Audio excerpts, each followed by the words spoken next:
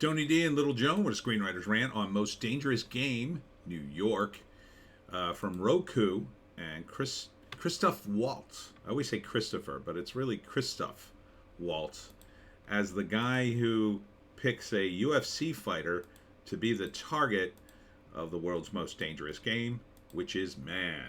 Smash like and subscribe. Thank you for smash liking and subscribing. Check out my books. Links in the description. Comedy horror in South Jersey. It's the Pineys. Books 1 through 10. Available at Amazon.com. Don't forget Kindle. Unlimited is free. I kind of like this present premise, but I'm not so sure I like the presentation. So the idea is, of course, they pick a guy and then they're going to hunt him for sport. He has 24 hours and then he wins a big money. Right? They expect him to lose, but of course he wins. He keeps winning. It sounds like they double cross him at the end rather than just pay his money. I think it would be a better movie if they did just pay him, and then you could do a sequel to the movie. But it sounds like too many people are losing too much money on this, and they're gonna have to kill him at the end. So Christoph Waltz, then see, like, the longer he stays alive, the more money or something. I don't know. It should just be simple. I think they're complicating it too much, because then then he has to go after Christoph Waltz after he kills all these guys. He has to figure out everything. I think that's too much, but I do like the premise because the world's most dangerous game has been done a million times. This is at least saying, okay, we're going to do this in an urban environment. We're going to do it in New York. That sort of is specific and it clarifies. I like that. Christoph Waltz is a good villain because he's German. We will kill you. Yeah, I think they may have gone a little overboard in making it overly complicated. Like, it doesn't need to be overly complicated. It just needs to be simple. I think a simple concept like this should stay simple. It's the world's most dangerous game, but it's set in an urban setting. So all the encounters will be in the setting. So there's a lot of subway kills and, things like that. That being said, it still could be good. It still could be decent. I'm sensing that I'm not going to like the ending to this, because the ending appears to be, the 24 hours runs out and then they threaten his girlfriend or daughter or whoever she is that he's trying to win the money for to save her from gangsters. It's very very complicated. And then so he has to protect her, and then they lure him out, and then he kills them all, I assume. Too much. I would have just gone with a simple story where they find this UFC fighter. They say, we're going to make you the new target. If you get through the night of hell, you win the money. And he does. And then he wins the money, and Christoph Waltz says, well, maybe we'll see you again. And they just let him go. That, to me, would be a great ending. And then they're going to do it again. Like, even though... And then it should be the sort of thing where he wins the money, but he loses something inside himself because he's had to kill so many people to survive. And so maybe he saves his wife or his girlfriend or whatever, but in the end she can't be with him anymore because he's sort of crossed this line. He's become like something wrong, that to me would be such a powerful ending, right? You'd have this scene where, like, he finally saves her, but he put her in danger to begin with because of the money, I guess. And then she just has to walk away because she can't be with him anymore because of what he's become. And he's become a killer.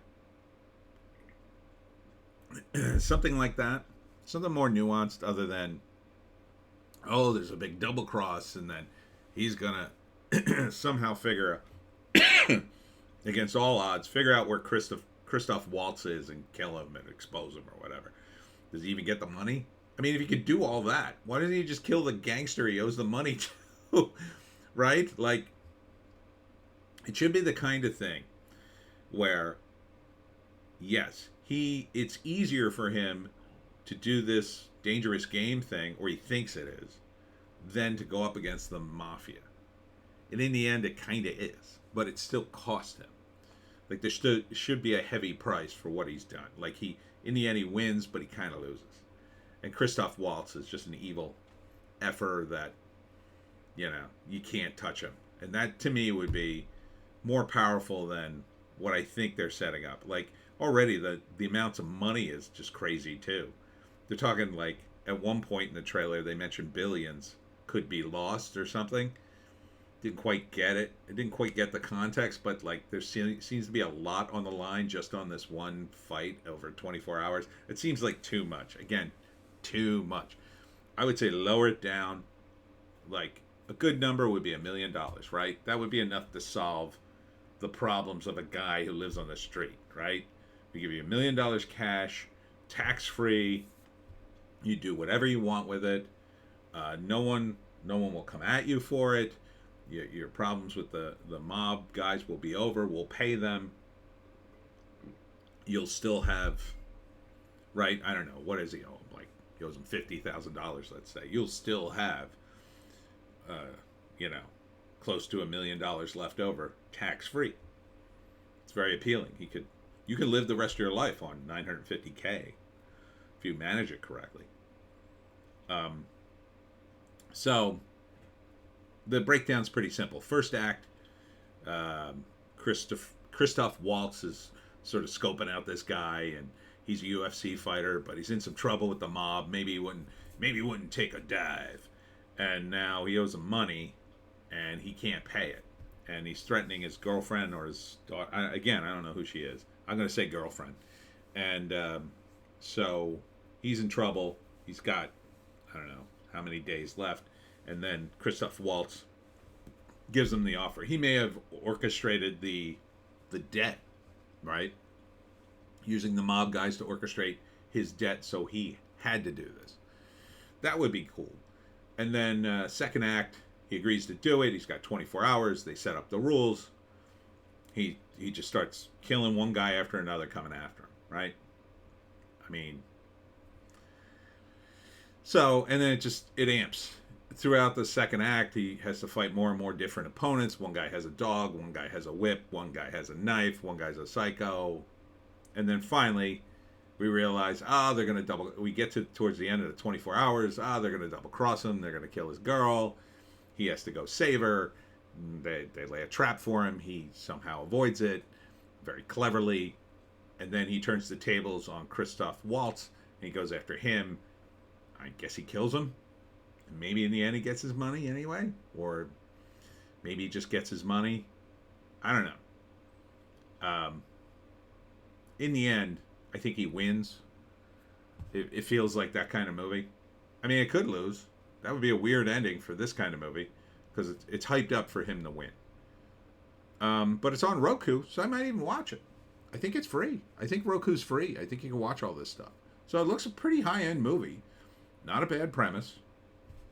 Even though it's probably not going to end the way I would do it, I still think it'll be okay, because there'll be lots of action. It'll be cool to see him fight different dudes with wild weapons. And maybe I could forgive the third act. And Christoph Waltz is a pretty good actor. So, yeah, I might watch this thing. It's called Most Dangerous Game New York. It's like Jason Goes to New York. Ghostface went to New York. What next? What city will we shoot a movie in next? We don't know. Say, New York has all the crime again. Made it cool. And that's it for me, Tony D, and Little Joan. Check us out on Odysee, Bitchute, and Rumble for our more base takes. We got a Hollywoke hot take and a news blast. Hear all my crazy opinions on those other channels. And we'll see you in the next one.